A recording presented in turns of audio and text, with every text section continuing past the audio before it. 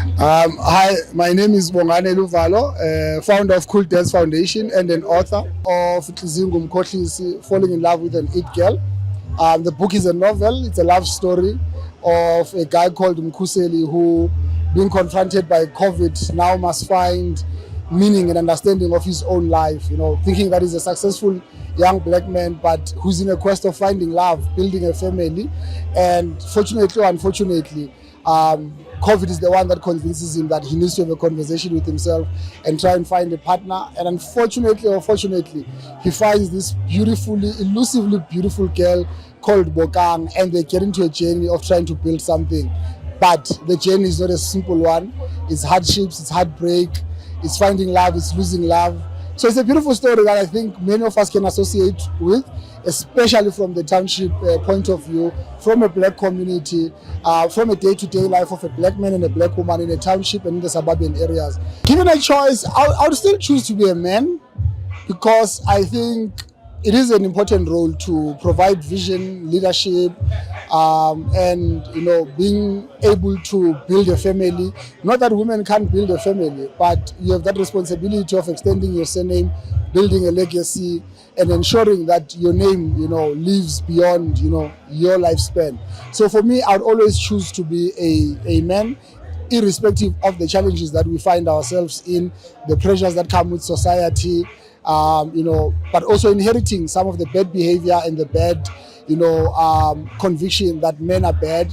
So we have now to get into that journey of having to rewrite a history and the journey of a man, especially the black man. So I think I stand an opportunity to contribute towards a meaning of a life for a black man in South Africa. I think the conversation around GBV, how we're approaching it puts us on two different sides of the coin, where everyone is pitted against each other, men and women, especially the black community.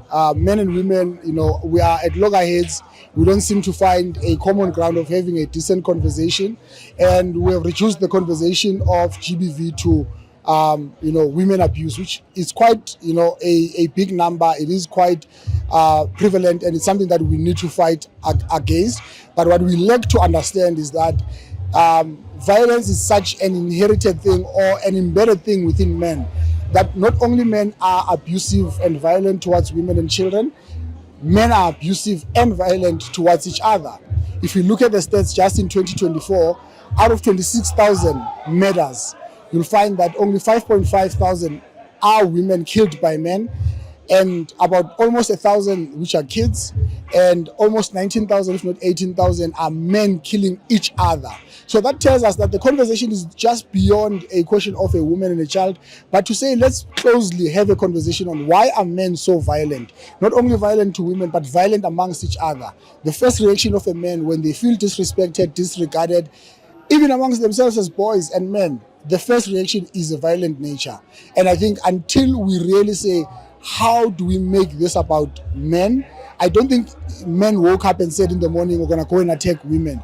But I think there's this inherited thing of having to continuously be in battle, in violence, that makes us not to even think for a second, because we do it amongst each other and have seen it as if it's a natural thing, that when we extend it to women and children, it's just another area.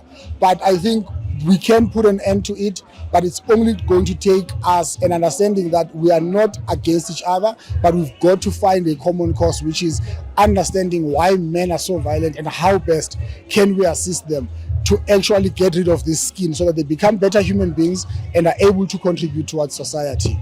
Look, I think as long as we've got a competent leader, for me, it's not a question of what gender can do the work. I think if we can borrow usually from the words of Nelson Mandela, he said, it doesn't matter whether the cat is black or white, as long as it can catch the mice. And I think part of the thing that makes us to lose the plot again, we get reduced to a question of, no, it's the time of what? Instead of having to say, as South Africans, how do we buckle up?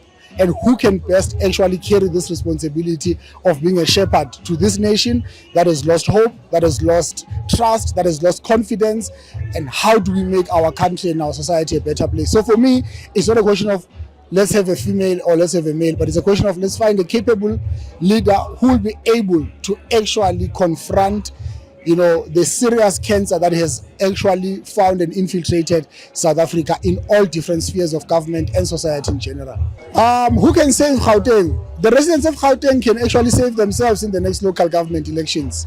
I can tell you right now, people are talking about coalition. Coalition is an extension of politicians having to bargain amongst each other on the table. It has got nothing to do with us as residents. So we've got to understand that we've got to stand up. We've got to decide who directly do we want to hold accountable, because currently we can't hold anyone accountable. You go to this political party, they tell you, no, we're just in a coalition. These ones are leading. These ones tell you we can't take decisions because of we're in a coalition with these ones, we must, partner with them and so on. But the honest truth is that all political parties that are on the table of a coalition are only negotiating for themselves, for their stomachs, for their cronies and to their friends. So South Africans, Gautengers, unfortunately, we've got to wake up and actually say we've got to entrust people, not only just a party, but ourselves. We've got to be active citizens that are going to be, folding our sleeves and actually saying we are going to be working in building this. Today being the 19th of November, it's International Men's Day. We're here to celebrate really, the existence of men, manhood, brotherhood, a boy child. Because honestly, society has, really relegated the question of having to recognize, having to affirm, having to applaud men for, and a boy child for having to show up, to wake up and face the many battles that we are facing. But we tend to reduce it to, we can't applaud a fish for swimming and so on. But we thought that it's important that as men, let's gather and celebrate ourselves. But most importantly, let's come and learn from each other and sharpen. They say an iron sharpens another iron. And for this space, we're here to say, let's learn from each other. Let's talk about issues of mental health. Let's talk about issues of, how do we fix the economy? Many men are unemployed. How do we ensure that our kids go to school and have got a good education system? How do we build healthy families in whatever format that you imagine a family to be? But at the end of the day, men have got to lead and lead correctly so that we have a better society. And for us, this space is created for that, for us to really shape each other, learn and unlearn from each other, and actually reaffirm each other and applaud each other for the time that we have spent in trying to be better human beings without a script in this messed up society, but trying to say we can be better men that are here to contribute in building a better society for ourselves, for our partners, for our kids, and for our families.